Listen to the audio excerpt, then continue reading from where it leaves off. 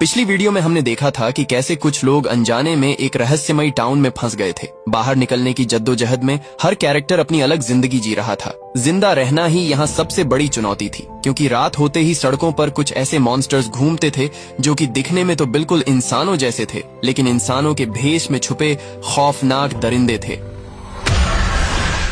अब क्या ये लोग इस टाउन से कभी बाहर निकल पाएंगे?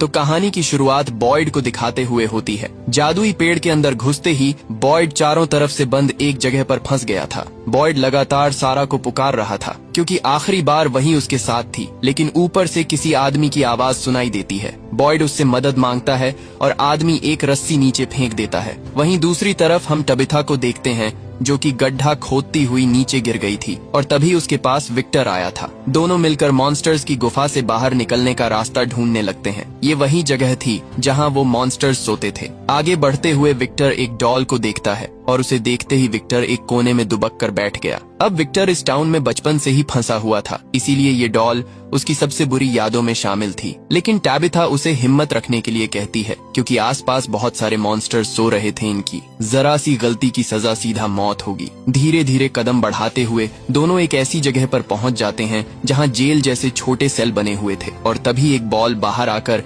पत्थर के ढांचे को नीचे गिरा देती है। टैबिथा अंदर झांकने की कोशिश करती है और तभी वहां पर उसे एक डरावनी बच्ची दिखाई देती है। डर के मारे टैबिथा आवाज कर देती है, जिससे सभी मॉन्स्टर्स नींद से जाग जाते हैं। गनीमत ये रही कि सही मौके पर टैबिथा को रास्ता मिल गया और दोनों भागते हुए गुफाओं से बाहर निकल गए। वहीं टाउन के अंदर यात्रियों से भरी हुई एक बस पहुंची। बस के अंदर एक लड़का एल्जिन ड्राइवर को बस रोकने के लिए कह रहा था, जैसे वो इस टाउन के बारे में पहले से ही जानता है। लेकिन एक लड़की मैरियल उसे शांत करती है। वहीं जिम को अभी भी लग रहा था कि उसकी पत्नी टबिथा गड्ढे के अंदर ही फंसी हुई है, लेकिन टबिथा तो विक्टर के साथ बाहर निकल चुकी थी। अब जिम की मदद करने के लिए बारटेंडर टॉम और बस से दो लड़के आते हैं, और जब सभी मिलकर मलबे को हटा रहे थे तभी सारा घर अचानक से उनके ऊपर गिर गया। खुशकिस्मती से किसी को भी गंभीर चोट नहीं आई और एक लड़का रैंडल पहले ही बाहर निकल गया। अब जल्द ही सूरज ढलने वाला था और इतनी जल्दी ये सभी मिलकर भी उन्हें बाहर नहीं निकाल सकते थे, इसलिए डोना इन्हें अच्छे से ढककर रात भर ऐसे ही छोड़ने के लिए कहती है। इसके बाद डोना सभी बस यात्रियों को टाउन के बारे में सब कुछ बता देती है कि रात होते ही कैसे यहाँ मॉन्स्टर्स घूमते हैं, लेकिन कोई भी उसकी बात पर यकीन नहीं करता और सभी वापस से बस के अंदर चढ़ने की तैयारी करने लगते हैं। गुस्से में डोना अपनी गन निकालकर बस के टायर पंचर कर देती है। अब गोली चलते ही कुछ लोग इधर उधर भाग जाते हैं और बचे हुए लोगों को डाइनर के अंदर भेज दिया जाता है। वहीं दूसरी तरफ बॉयड रस्सी की मदद से ऊपर चढ़ जाता है। ऊपर बॉयड को एक आदमी जंजीरों से बंधा हुआ मिलता है। हैरानी की बात ये थी कि अगर ये आदमी बंधा हुआ था तो रस्सी किसने फेंकी थी। बॉयड के हाथ में गन देखकर आदमी मौत की भीख मांगता है, क्योंकि वो कई सालों से बस ऐसे ही बंधा हुआ था। आदमी बताता है कि वो भी इस टाउन में फंस गया था और बॉयड की तरह जादुई पेड़ से होता हुआ यहाँ पहुँच गया, लेकिन उसे यहाँ पर उन मॉन्स्टर्स से भी खतरनाक चीजें मिली जिन्हें वो डीमंस कहता है। बॉयड उसकी बातों को नजरअंदाज करके जंजीरों को तोड़ने लगता है और तभी यहाँ पर एक बॉक्स में गाना बजना शुरू हो जाता है। आदमी बॉयड को कहता है कि उसे यहाँ से भाग जाना चाहिए, क्योंकि गाने के रुकते ही वो डीमंस आ जाएंगे, लेकिन बॉयड ने बिना किसी की परवाह करे एक जंजीर को तोड़ दिया और तभी गाना बंद हो गया। बॉयड देखता है कि आदमी के अंदर कुछ अजीब से कीड़े चल रहे थे और तभी आदमी अचानक से बॉयड को घायल करके कहता है कि मेरा लहू अब तक तुम्हारा लहू हुआ। इसके बाद आदमी मर जाता है। बॉयड जैसे ही दरवाजे से बाहर निकला, वो अचानक से जंगल के बीच मौजूद खंडहरों में पहुंच गया। वहीं टबिथा और विक्टर अभी तक जंगल में ही फंसे हुए थे और तभी इन्हें एक ट्रक दिखाई दिया। दोनों जल्दी से उसके अंदर छुप गए। बॉयड भी किसी तरह मॉन्स्टर्स से छुपता हुआ इनके ट्रक के पास पहुंच गया। जैसे ही ये दरवाजा बंद करने वाले थे तभी यहाँ पर उसी बस का लड़का एल्जिन मॉन्स्टर्स से बचता हुआ आया। बॉयड उसे जल्दी से अंदर लेकर दरवाजे पर तावीज को लटका देता है। इस तावीज को अगर घर जा गाड़ी के अंदर दरवाजे पर रख दिया जाए तो वो मॉन्स्टर्स अंदर नहीं आते। वही टाउन के अंदर डोना के गोली चलाने से जो लोग इधर उधर भाग गए थे वो अभी भी बाहर ही घूम रहे हैं और तभी मॉन्स्टर्स यहाँ आकर उन्हें मार देते हैं। हालांकि फातिमा उन्हें छुपने के लिए कह रही थी। वही एक बूढ़ा कपल बस के अंदर छुपा हुआ था और तभी यहाँ पर एक मॉन्स्टर आकर दोनों को मार देता है। इसी तरह बार के अंदर भी एक लड़का लड़की मॉन्स्टर्स की बात मानकर दरवाजा खोल देते हैं और इसके बाद तो भगवान भी उन्हें नहीं बचा सकता। वही जिम और टॉम घर के नीचे चुपचाप बैठे थे, क्योंकि ऊपर से लोगों के चिल्लाने की आवाज आ रही थी और तभी बस वाला लड़का भारी दबाव सहन न कर पाने की वजह से चिल्लाता हुआ मर जाता है। उसकी आवाज सुनकर एक मॉन्स्टर नीचे आ गया और टॉम पर टूट पड़ा। दर्द से चिल्लाते हुए टॉम की आवाज डाइनर में बैठे सभी लोग सुन रहे थे। जूली को अपने डैड की फिक्र होने लगी, लेकिन अभी हालात के आगे सभी बेबस थे। सुबह होने का इंतजार करने के अलावा उनके पास कोई रास्ता नहीं था। अब सुबह होते ही सभी टूटे हुए घर की तरफ भागते हैं। मॉन्स्टर्स ने टॉम को बुरी तरह से मार दिया था, लेकिन जिम किसी तरह बच जाता है। लोगों का ये भयानक मंजर देखकर बस के सभी यात्रियों को समझ आ जाता है कि वो सभी अब इस नर्क में फंस चुके हैं। वही बॉयड देखता है कि जो कीड़े उस आदमी के अंदर थे अब उसके अंदर ट्रांसफर हो चुके हैं। टाउन वापस आते ही एलिस यानी बॉयड का बेटा उससे पूछता है कि क्या उसे बाहर निकलने का रास्ता मिला, लेकिन बॉयड उसे फिलहाल कुछ नहीं बताता, क्योंकि अभी तक वो खुद कुछ समझ नहीं पाया था। वही विक्टर जब अपने कमरे में वापस आता है तो सारा सामान इधर उधर बिखरा पड़ा था और उसका कुछ कीमती सामान भी गायब था। विक्टर को पता चलता है कि जेड उसके कमरे में आया था। वो बिना देर करे जेड के पास पहुंचता है। जेड भी उसका सामान वापस कर देता है। इसके बाद जेड उसे वही तस्वीर दिखाता है जो उसे डायरी में से मिली थी। तस्वीर के अंदर छोटा विक्टर दिखाई दे रहा था, इसलिए जेड उससे पूछने की कोशिश करता है, लेकिन विक्टर बिना कुछ बताए यहाँ से चला जाता है। वहीं दूसरी तरफ जब टैबिथा जूली के साथ वेयरहाउस से कुछ कपड़े लेने आई थी, क्योंकि उनका सारा सामान घर के नीचे ही दब गया था। जैसे ही दोनों कपड़े लेकर बाहर निकली तभी टैबिथा को सड़क पर दो डरावने बच्चे खड़े हुए दिखाई दिए। हैरानी की बात ये थी कि एक बच्ची उसे गुफाओं में भी दिखाई दी थी। डर के मारे टैबिथा जल्दी से यहाँ से निकल जाती है। घर आते ही टैबिथा देखती है कि ईथन ने खेलते हुए बिल्कुल वैसा ही ढांचा बना दिया जो उसने गुफाओं के अंदर देखा था, और तभी वही डरावने बच्चे उसे फिर से दिखाई दिए। उन्हें देखने से ऐसा लग रहा था जैसे वो टैबिथा से मदद मांग रहे हैं, लेकिन टैबिथा ईथन को लेकर घर के अंदर भाग जाती है। वही केनी जब चर्च में कुछ ढूंढ रहा था तभी उसे बेसमेंट में सारा मिलती है। सारा जो कि बॉयड के साथ जंगल में गई थी और सभी ने उसे मरा हुआ मान लिया था, और अचानक से वो केनी को यहाँ पर मिलती है। केनी जल्दी से बॉयड को बुलाकर लाता है। अब सारा की सच्चाई सिर्फ फादर खत्री और बॉयड को ही पता थी, इसलिए बॉयड सारा से अकेले में बात करना चाहता था ताकि केनी को ना पता चले कि उसके डैड की मौत सारा की वजह से ही हुई थी। केनी के जाते ही बॉयड सारा से पूछता है कि उसे पेड़ के अंदर धकेलने के बाद सारा खुद कहाँ चली गई थी। सारा बताती है कि वो भी उसी पेड़ के अंदर घुसी थी, लेकिन वो इस जगह पर टेलीपोर्ट हो गई। अब सारा ने ऐसे कांड किए थे कि अगर बॉयड उसे टाउन वालों के सामने ले गया तो उसे भी फ्रैंक की तरह बॉक्स में मरने के लिए छोड़ दिया जाएगा, लेकिन बॉयड ऐसा नहीं चाहता था। इसलिए बॉयड केनी को समझाने की कोशिश करता है, क्योंकि सारा ही है जो इन्हें इस जगह से बाहर निकलने में मदद कर सकती है। बातें करते हुए बॉयड की तबीयत अचानक से खराब होने लगी और वही कीड़े उसके अंदर तेजी से दौड़ने लगे, इसलिए केनी उसे क्लिनिक में एडमिट कर देता है। वहीं दूसरी तरफ टैबिथा अपने पति जिम से मिलती है। जिम उसे बताता है कि रेडियो काम कर गया था, लेकिन सामने से किसी आदमी ने उसे धमकी दी, मानो जैसे इस जगह को वही आदमी कंट्रोल कर रहा है और ये टाउन सिर्फ उसके लिए एक एक्सपेरिमेंट है। लेकिन टैबिथा को ऐसा कुछ नहीं लग रहा था, क्योंकि जब उसने नीचे बिजली की वायर्स को देखा था तब उनका कनेक्शन किसी के साथ नहीं था। तो आखिरकार इस टाउन में बिजली आ कहां से रही थी। वहीं कॉलोनी हाउस के अंदर रैंडल जो कि उसी बस में सवार था वो हंगामा खड़ा कर देता है, इसलिए डोना उसे कॉलोनी हाउस से बाहर निकालकर बस के अंदर रहने के लिए कहती है और एक तावीज भी छोड़कर जाती है ताकि मॉन्स्टर्स उसे कोई नुकसान न पहुंच सके। वहीं केनी अब तक सच्चाई से वाकिफ हो चुका था, क्योंकि सारा ने खुद उसे बता दिया था कि उसके डैड की मौत सारा की वजह से ही हुई है। इसलिए केनी बॉयड पर भी बहुत गुस्सा होता है, क्योंकि सब कुछ जानने के बावजूद भी बॉयड ने उसे बताना जरूरी नहीं समझा। अब रात भी हो जाती है और जब रैंडल बस के अंदर सो रहा था तभी मॉन्स्टर्स दरवाजा खटखटाने लगे। अनजाने में रैंडल दरवाजा खोलना ही वाला था, लेकिन तभी उसे याद आया कि बाहर खड़े लोग इंसान नहीं हैं। इसके बाद रैंडल सभी मॉन्स्टर्स को चिढ़ाने लगा, क्योंकि जब तक उसके पास तावीज है मॉन्स्टर्स उसे कुछ नहीं कर सकते। वहीं दूसरी तरफ जेड जब उस तस्वीर को देख रहा था तभी तस्वीर वाला आदमी उसके सामने आकर खड़ा हो गया और उसे वही निशान दिखाने लगा जो जेड को बार बार दिखाई दे रहा था।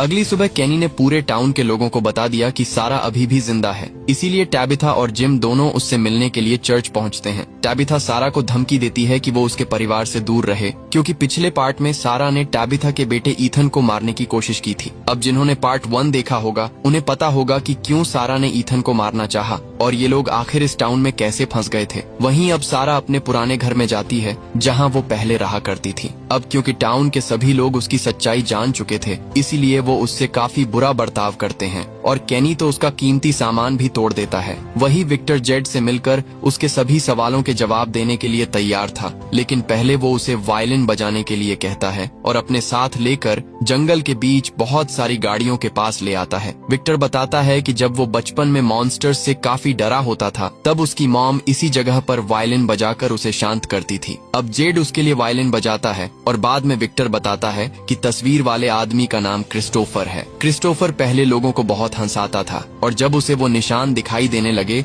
जो अब जेड को दिख रहे हैं तब से वो पूरी तरह बदल गया और तभी से टाउन में बुरी चीजें होनी शुरू हुई थी। विक्टर अपनी माँ की मौत का जिम्मेदार भी क्रिस्टोफर को ही मानता था। वहीं दूसरी तरफ हम टैबिथा को देखते हैं जो कि मॉन्स्टर्स की गुफा के बाहर आकर उसी ढांचे को वापस से बनाती है और बच्चों को पुकारने लगती है और तभी यहाँ पर वहीं बच्चे उसकी तरफ बढ़ने लगते हैं, लेकिन इस बार उनकी संख्या ज्यादा होती है। बच्चे उसे चारों तरफ से घेर कर सिर्फ एक ही शब्द दोहरा रहे थे, जैसे वो टबिथा से मदद मांगने की कोशिश कर रहे हो। लेकिन तभी यहाँ पर जेड आकर उसे होश में लाता है। वही टाउन के अंदर जब बॉयड केनी की मॉम से बात करके डाइनर से बाहर निकला तभी अचानक से वो एक खाली कमरे में पहुंच गया जहां उसके सामने वही बॉक्स वाली लड़की नाच रही थी। वो बॉयड को भी अपने साथ नचाने लगी और जैसे ही उसने अपना मुंह खोला अंदर से बहुत सारे कीड़े निकलने लगे। जैसे लड़की बॉयड को बताना चाहती है कि उसके अंदर भी यही कीड़े मौजूद हैं, पर तभी बॉयड को होश आ जाता है। केनी बॉयड को लेकर बाहर टहलने आ जाता है ताकि उसे अच्छा महसूस हो, लेकिन शेल्टर के पास पहुंचते ही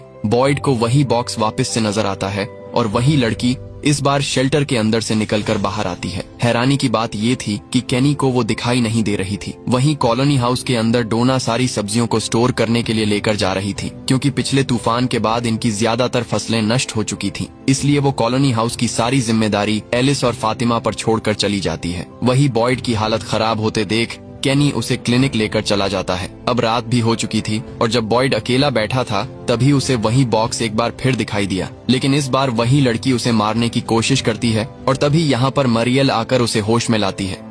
वही कॉलोनी हाउस के अंदर खाने की कमी को लेकर झगड़ा हो जाता है और जब एलिस सबको शांत करने की कोशिश कर रहा था तभी एक आदमी ने उसके पेट में चाकू मार दिया। अब घाव गहरा होने की वजह से एलिस का बहुत खून बह जाता है और उसे सांस लेने में भी दिक्कत हो रही थी। अगर जल्द ही उसे क्लिनिक लेकर नहीं जाया गया तो एलिस की मौत भी हो सकती है। इसलिए एल्जिन हिम्मत दिखाता हुआ मॉन्स्टर्स के बीच से एक वैन को लेकर दरवाजे के बाहर आता है। मॉन्स्टर्स के इन तक पहुंचने से पहले ये जल्दी से वैन के अंदर बैठकर निकल लेते हैं। अब क्लिनिक पहुंचते ही क्रिस्टी जल्दी से एलिस का इलाज करती है। क्रिस्टी बताती है कि खून ज्यादा बह जाने की वजह से उसके ऑर्गन्स फेल हो सकते हैं, इसलिए इनमें से किसी को अपना खून एलिस को देना होगा। अब यहाँ पर ओ नेगेटिव ब्लड सिर्फ बॉयड के पास था, लेकिन बॉयड खून देने से मना कर देता है। उसे डर था कि जो कीड़े उसके अंदर मौजूद हैं खून देने से वो एलिस के अंदर चले जाएंगे। अब यहाँ पर बॉयड कुछ सोचता हुआ क्लिनिक से बाहर निकल गया और मॉन्स्टर्स को अपनी तरफ बुलाने लगा, जिससे बहुत सारे मॉन्स्टर्स बॉयड को चारों तरफ से घेर लेते हैं। अब बॉयड अपने प्लान को अंजाम में लाता है। वो एक कट अपने हाथ पर लगाकर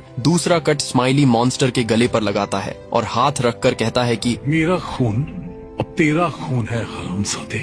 इसके बाद बॉयड के सारे कीड़े मॉन्स्टर के अंदर चले जाते हैं, जिससे मॉन्स्टर मौके पर ही तड़पता हुआ मर जाता है। इसके बाद बॉयड एलिस को खून देकर उसकी जान भी बचा लेता है। वही फातिमा क्रिस्टी से अपना चेकअप करवाती है और क्रिस्टी उसे बताती है कि वो प्रेग्नेंट है, लेकिन खुश होने की बजाय फातिमा परेशान हो जाती है। अगली सुबह होते ही सभी मॉन्स्टर को देखने बाहर आते हैं। ये टाउन में पहली बार हुआ था कि किसी इंसान ने एक मॉन्स्टर को मारा है। अब इनके अंदर मॉन्स्टर्स के बारे में जानने की जिज्ञासा होने लगी, इसलिए ये उसे एक चादर में लपेटकर क्लिनिक के अंदर ले जाते हैं। अब पोस्टमार्टम करने पर इन्हें पता चलता है कि ये मॉन्स्टर भी एक इंसान ही है, लेकिन इसके अंदर खून पूरी तरह सूख चुका है और तभी इन्हें मॉन्स्टर की बॉडी के अंदर से एक पीले रंग का लिक्विड मिल जाता है। बॉयड उसे एक बोतल के अंदर इकट्ठा कर लेता है। उसे लग रहा था कि शायद इस लिक्विड की मदद से वो बाकी मॉन्स्टर्स को मार सकते हैं। इसके काफी देर बाद जब मरियल क्लिनिक में अकेली थी तभी वो देखती है कि मॉन्स्टर अपनी जगह पर नहीं है। वो जल्दी से भागकर बॉयड को बताती है और तभी उसे वही बॉक्स नजर आता है जो बॉयड को दिखाई दे रहा था, लेकिन अचानक से उसकी आंख खुल जाती है और ये सब उसका एक सपना था। वहीं दूसरी तरफ टैबिथा जेड से मिलती है और दोनों एक दूसरे को बताते हैं कि कैसे उन्हें अजीब चीजें नजर आती हैं, जैसे जेड को वो निशान और मरे हुए लोग दिखाई देते हैं। वही टैबिथा को डरावने बच्चे बार बार दिखाई दे रहे हैं। इसके बाद टैबिथा जेड के निशानों को देखकर बताती है कि उसने यही निशान गुफाओं के अंदर देखे थे जहां पर वो मॉन्स्टर्स सोते हैं। वहीं दूसरी तरफ एल्जिन जब जूली से बातें कर रहा था तब वो बताता है कि उसे ये टाउन सपनों में दिखाई देता था। अब हमें पता चलता है कि पहली बार टाउन के अंदर आने पर एल्जिन इसीलिए घबरा गया था क्योंकि उसे इस जगह के बारे में पहले से ही मालूम था। एल्जिन बताता है कि कोई ऐसी जगह यहाँ पर मौजूद है जो उसे अभी याद नहीं आ रही। जूली उसे एक सुझाव देती है और बाथटब के अंदर लेटकर याद करने के लिए कहती है। वही विक्टर ईथन के साथ मौसम का अनुमान लगा रहा था। विक्टर बताता है कि 40 साल में ये पहली बार हुआ है कि इस जगह का मौसम चेंज हो रहा है। इसका सीधा मतलब है कि टाउन में कुछ बहुत ही बुरा होने वाला है। इसके बाद हम रात में देखते हैं कि एल्जिन जूली की बात मानकर बाथटब के अंदर लेट जाता है और तभी उसे भी वहीं बॉक्स दिखाई देता है और अगले ही पल एक डरावनी चुड़ैल उसे पानी के अंदर डुबोने लगती है। लेकिन ये सब उसका एक सपना था। अब अगले दिन हम केनी को देखते हैं जिसके सेल फोन पर किसी का कॉल आ रहा था। डरता हुआ केनी जब कॉल रिसीव करता है तो आगे से एक आदमी पहेलियां में कुछ बोल रहा था। वो कहता है कि वो लोग आ चुके हैं और 3 लोगों को अपने साथ लेकर जाएंगे। अगर उन्हें बचाना चाहते हो तो गाने को बंद करना होगा। इसके बाद केनी को भी वही बॉक्स दिखाई देता है और एक मक्खी उसे काट लेती है। लेकिन अगले ही पल उसकी मॉम उसे जगाती है क्योंकि वो भी एक सपना देख रहा था। लेकिन हैरानी की बात ये थी कि सपने में काटने के बावजूद भी मक्खी का निशान असल जिंदगी में दिखाई दे रहा था। अब यहाँ पर उस आदमी की बात सच हो रही थी क्योंकि उसने बताया था कि इस जगह पर मॉन्स्टर्स से भी खतरनाक चीजें मौजूद है जो आपको सपनों में भी जीने नहीं देती।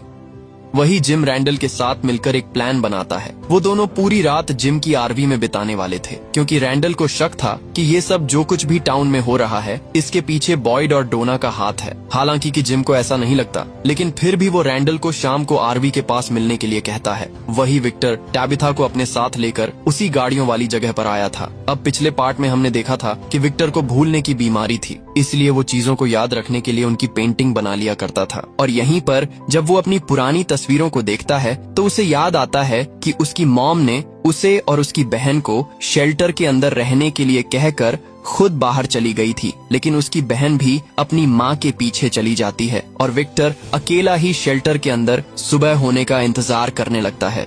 टैबिथा एक टावर की तस्वीर दिखाकर विक्टर से पूछती है। विक्टर बताता है कि शेल्टर से निकलने के बाद उसकी माँ इसी टावर के अंदर जाने वाली थी क्योंकि उसे भी वही बच्चे दिखाई दे रहे थे जो कि टैबिथा को दिखाई देते हैं। और अब टैबिथा को समझ आता है कि वो बच्चे उससे मदद मांग रहे हैं जैसे कि वो विक्टर की माँ मिरांडा से मांगते थे। और अगर टैबिथा को उनकी मदद करनी है तो उसे भी इस टावर में जाना होगा। अब ये वही टावर था जिसे पिछले पार्ट में बॉयड और सारा ने जंगल के बीच देखा था। वहीं क्लिनिक के अंदर बॉयड देखता है कि मॉन्स्टर की डेड बॉडी से बहुत सारे कीड़े निकल रहे हैं और ये वही कीड़े थे जो केनी को सपने में दिखाई दिए थे। अब डोना भी यहाँ पर आ जाती है और वो जल्दी से डेड बॉडी को जलाने के लिए कहती है। अब जब ये डेड बॉडी को लेकर जाने की तैयारी कर रहे थे तभी रैंडल चुपके से इन्हें देख लेता है। रैंडल को तो पहले से ही इन पर शक था और अब उसका शक यकीन में बदल जाता है। अब शाम होते ही जिम आरवी के पास पहुँच जाता है और तभी वो देखता है कि रैंडल ने डोना को पेड़ से बांध रखा है। वही टाउन के अंदर जब बॉयड और केनी डेड बॉडी को जलाकर वापस आ रहे थे तभी एक आदमी खून से लथपथ अपने घर से बाहर निकला। घर के अंदर जाकर देखने पर पता चला कि उसकी पत्नी को किसी ने बुरी तरह मार दिया था। आदमी बताता है कि वो सो रही थी और अचानक से नींद में कुछ बड़बड़ाती हुए बुरी तरह फट गई। दरअसल औरत ने नींद में उसी पहेली को बोला था जो कि केनी को उसी सेल फोन पर सुनाई दी थी कि वो आ रहे हैं और अपने साथ 3 लोगों को लेकर जाएंगे। अगर उन्हें रोकना है तो म्यूजिक को बंद करो। अब यहाँ शायद उसी जगह की बात हो रही है जहाँ बॉयड उस आदमी से मिला था और उसने आदमी के अलावा वहाँ पर 2 और लोगों के कंकाल देखे थे। मतलब टोटल 3 लोग हुआ करते थे वहाँ पर कभी। लेकिन अब वो जगह बिल्कुल खाली है, इसलिए शायद वो डीमंस यहाँ से 3 लोगों को लेकर जाना चाहते हैं। अब बॉयड सभी टाउन वालों को आगाह करने के लिए कहता है कि आज रात कोई भी सोएगा नहीं क्योंकि ये डीमंस नींद में शिकार करते हैं।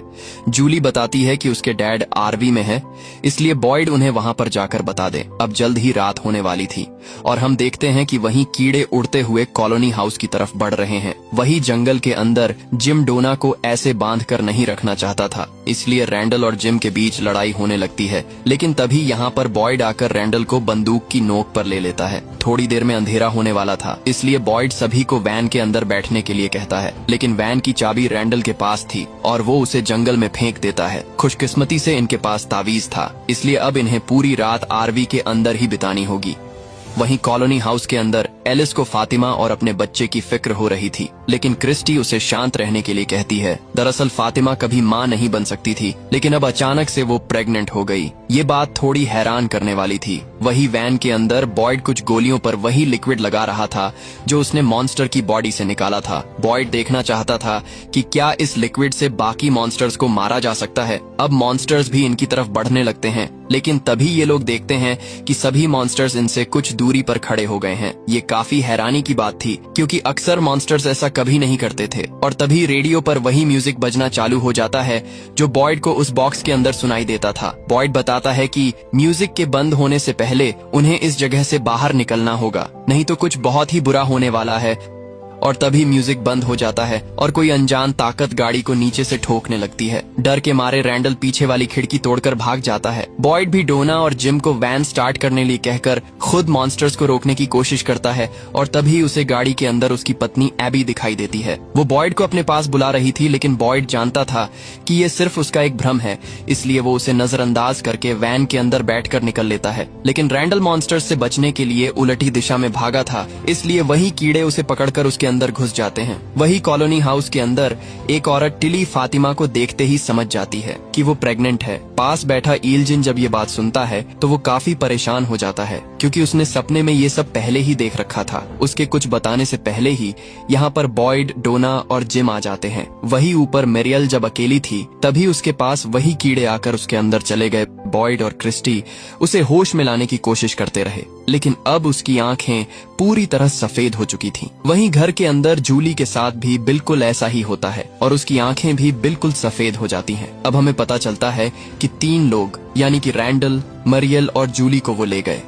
अब अगली सुबह डोना कुछ लोगों के साथ रैंडल को ढूंढकर वापस टाउन ले जाती है। वही बॉयड सारा को अपने साथ लेकर उसी जगह पर आता है जहां वो आदमी उसे बंधा हुआ मिला था। खंडहरों के अंदर जाते ही सारा को आवाजें सुनाई देने लगी। सारा बताती है कि जूली, रैंडल और मरियल तीनों मर रहे हैं। अगर उन्हें बचाना है तो बॉयड को म्यूजिक बंद करना होगा। सारा उसे बताती है कि म्यूजिक बॉक्स यहीं पर है, वो उसे सुन सकती है, लेकिन इन्हें कुछ दिखाई नहीं देता। वहीं दूसरी तरफ टैबिथा अब उस टावर में जाना चाहती थी। उसे लग रहा था कि अगर वो उन बच्चों की मदद कर दे तो शायद वो सभी इस टाउन से आजाद हो जाएंगे, और क्या पता जूली भी इससे सही हो जाएगी। टैबिथा बिना देर करें विक्टर से टावर का रास्ता पूछती है, पर विक्टर को भी टावर तक जाने का रास्ता नहीं पता, लेकिन उसे वो पेड़ याद था जिससे उसकी माँ टावर तक जाने वाली थी। विक्टर टैबिथा को साथ लेकर उस पेड़ के पास पहुंच जाता है। जाने से पहले विक्टर उसे अपना लंच बॉक्स देता है जिसके अंदर वो कुछ खाने की सामान लाया था। इसके बाद पेड़ के अंदर घुसते ही टैबिथा जंगल के गहरे हिस्से में पहुंच गई और उसके सामने वही टावर मौजूद था। वहीं दूसरी तरफ हम जेड को देखते हैं जो कि उन मॉन्स्टर्स की गुफा के अंदर जाने वाला था, क्योंकि टैबिथा ने उसे बताया था कि जो निशान जेड देख रहा है वो गुफाओं में भी मौजूद थे। जवाब ढूंढने के लिए जेड अंदर घुस जाता है और एक जगह पर पहुंचने के बाद उसे वही बच्चे दिखाई देते हैं। बच्चे जोर जोर से एक ही शब्द दोहरा रहे थे, अंकुए अंकुए, और उन्हें देखने पर ऐसा लग रहा था कि जैसे किसी ने उनकी इसी जगह पर बलि दी है। और जब जेड ऊपर देखता है तो उसे पेड़ों के बीच से वही निशान दिखाई दिया, लेकिन अगले ही पल सब कुछ गायब हो गया। वही टाउन के अंदर सभी लोगों को लग रहा था कि वो जल्द ही मरने वाले हैं, इसलिए एलिस और फातिमा शादी कर लेते हैं। बॉयड भी अपने बेटे की शादी में मौजूद होता है और तभी एलिस ने कुछ ऐसा बोल दिया जिससे बॉयड के दिमाग की बत्ती जल उठी। दरअसल बॉयड जब चारों तरफ से बंद उस जगह पर फंसा हुआ था तभी उसने अपनी जेब से लाइटर निकालकर आग जलाई थी और उसके बाद ही ये सब शुरू हुआ था। इसीलिए वो एक मशाल लेकर वापस से खंडहरों के पास पहुंचता है और जैसे ही उसने मशाल जलाई बॉयड उसी जगह पर पहुंच गया। अब जहां पहले वो आदमी और कंकाल बंधे हुए थे उनकी जगह अब जूली, रैंडल और मरियल थी। बॉयड को अच्छी तरह से याद था कि उसे म्यूजिक को बंद करना है जिससे सब कुछ ठीक हो जाएगा। अब जैसे ही बॉयड म्यूजिक बॉक्स को तोड़ने वाला था तभी उसे अपनी पत्नी एबी दिखाई दी। एबी उसे म्यूजिक बंद करने से मना करती है, क्योंकि अगर उसने ऐसा किया तो आगे चलकर उन्हें ऐसा भयानक मंजर देखने को मिलेगा जिसके आगे वो मौत की भीख मांगेंगे। मतलब एबी कहना चाहती थी कि ये बस एक शुरुआत है, आगे और भी खतरनाक चीजें इनका इंतजार कर रही हैं। लेकिन बॉयड उन्हें इस दर्द में नहीं देख सकता था, इसलिए वो म्यूजिक बॉक्स तोड़ देता है जिससे तीनों एक एक करके होश में आने लगते हैं। अब बॉयड जोर से चिल्लाता हुआ कहता है कि तुम मुझे कभी तोड़ नहीं सकते।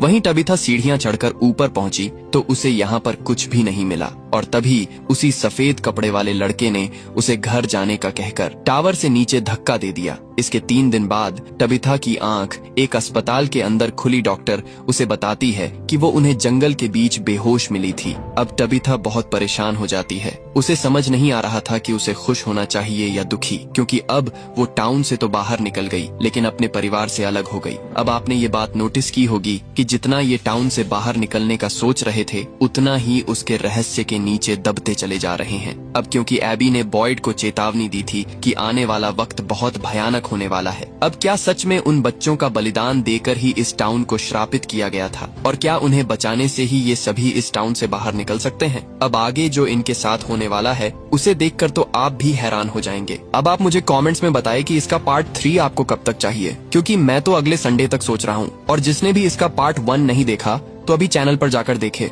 वीडियो अच्छी लगी हुई तो चैनल को सब्सक्राइब करके बेल आइकन को दबा देना ताकि पार्ट 3 का नोटिफिकेशन आप तक पहुंच जाए।